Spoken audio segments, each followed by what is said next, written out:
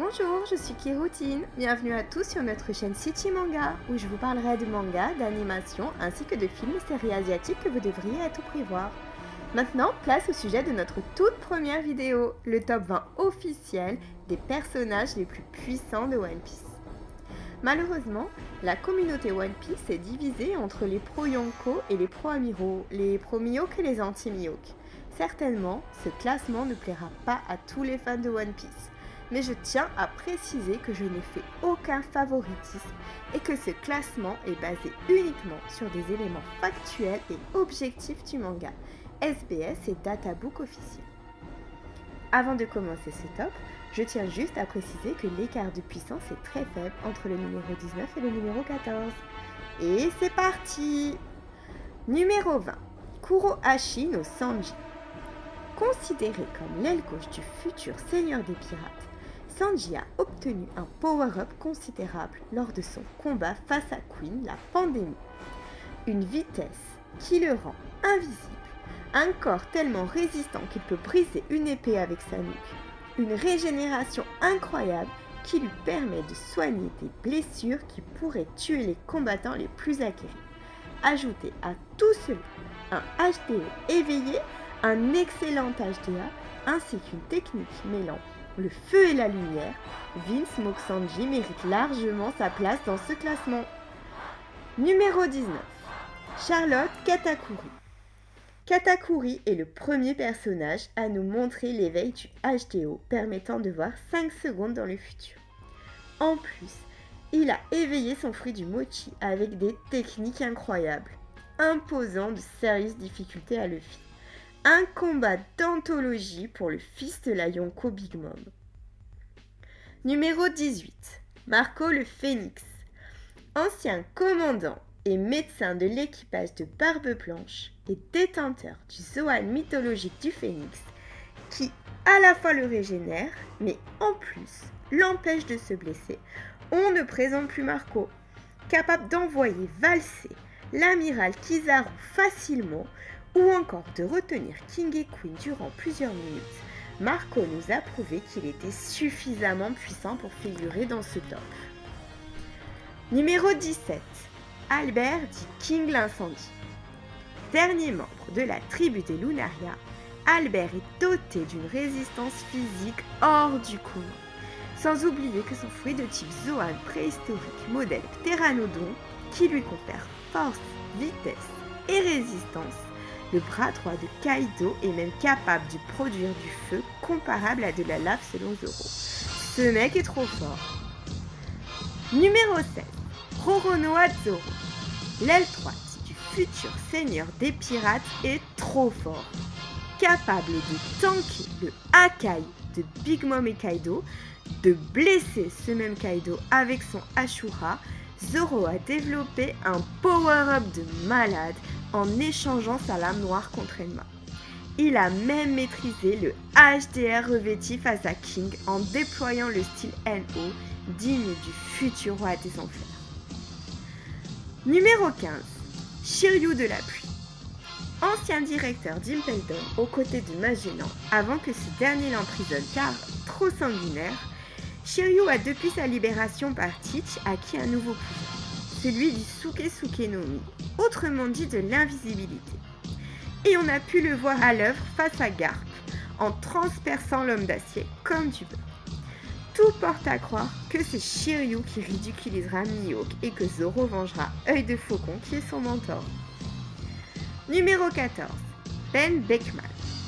Bien que nous ne disposons pas d'éléments concrets le concernant, nous savons que le vice-capitaine des Red Hairs Pirates est doté d'une grande intelligence et doit posséder un haki monstrueux. Dans One Piece, il y a une règle simple. Un capitaine est 2 fois plus fort que son second. Et à ce titre, Ben doit être le meilleur des seconds de Yonko. Encore en jeu dans la course au One Piece. Et maintenant, nous passons à un niveau bien supérieur. Numéro 13. Shiki le Lion d'Or. Ancien membre réputé de l'équipage des Rocks aux côtés de Newgate, Lin Lin, Kaido et d'autres grosses pointures. Shiki dit le Lion d'Or possédait une puissance digne des Yonko. Étant le premier pirate à s'évader d'Impel Down, grâce notamment à son Fua Fua Nomi au fruit de la flottaison lui permettant de faire flotter tout objet non vivant qu'il aurait pu toucher. Il a fallu que Garp et Sengoku s'y prennent à deux pour l'arrêter. Un monstre d'or. Numéro 12. Marshall dit Teach dit Barbe Noire. Ce pirate possède un long CV. Ancien membre de l'équipage de Barbe Blanche, ancien Shichibukai, libérateur des pirates du level 6 d'Impel Down et voleur des fruits du démon, alors même qu'ils se trouvent encore dans leurs utilisateurs d'origine. Marshall D. Teach a déjà tout d'un grand antagoniste. Avec son pouvoir du Yami Yami Nomi capable d'annuler les facultés des fruits du démon et d'attirer leurs détenteurs comme Nagato du manga Naruto, et comme si cela ne suffisait pas, il possède un deuxième fruit, le Gura Gura Nomi de son ancien capitaine qui peut créer des séismes et tsunamis. Et en plus de tout le reste, il a l'air d'avoir un lien avec Rockstick Xebec, comme l'indique le nom de son navire, Sabre de Xebec. Numéro 11. Charlotte Lin dit Big Mom. L'impératrice Big Mom est incroyable. HDR et fruit du démon aussi terrifiant qu'efficace. Elle est à la tête d'un empire de plusieurs îles et d'une famille immense et puissante. Il a fallu Kid, l'eau et des bombes pour la battre. Increvable la vieille. Numéro 10. Kaido aux 100 bêtes. La créature la plus forte du monde a été monstrueuse durant les arcs Wano Kuni et surtout Onigashima, avec son célèbre fruit de type Zoan mythologique, le Uo Uo Nomi, modèle Seiryu, qui l'a éveillé. Véritable dictateur avec une maîtrise des haki démentiels, Kaido a vaincu Luffy à de multiples reprises, jusqu'à ce que Mugiwara acquiert l'éveil de son fruit. L'un de mes antagonistes préférés. Numéro 9. Kozuke Oden le Shogun. Voilà un personnage aussi puissant qu'atypique. Revenu invincible de ses périples dans l'équipage de Barbe Blanche, puis de celui de Colty Roger, le meilleur sabreur de son époque aurait pu vaincre Kaido si la vieille sorcière n'avait pas pris la forme de son fils Momonosuke. Numéro 8. Scopper Gaban. Bien qu'on ne connaît pas grand-chose de ses capacités combatives, Gaban était l'aile gauche de Roger, donc légèrement inférieur à Riley. Il est l'objectif de puissance que Sanji devra atteindre. Numéro 7. Monkey dit Luffy, dit Mugiwara no Luffy. Le futur seigneur des pirates vient d'éveiller son fruit, le Ito Itonomi modèle Nika. Ce fruit ultra cheaté lui permet de faire ce dont il a envie, comme par exemple de la corde à sauter avec le corps de Kaido, ou bien combiné au HDR revêti de faire un point de la taille de l'île d'Onigashima pour terrasser la créature la plus forte du monde et atteindre le rang de Yonko. Un pur génie du combat, du moins quand il le souhaite. Numéro 6. Silver Riley, le Seigneur des Ténèbres. Ancien bras droit du Seigneur des Pirates, mentor de l'actuel prétendant au titre suprême, Silver Riley est un véritable monstre du haki. Même en n'ayant plus combattu durant plus de 20 ans, il a maîtrisé aisément l'amiral Kizaru et a fait fuir le Yonko Teach pour sauver Hancock. Numéro 5. Monkey D. Dragon.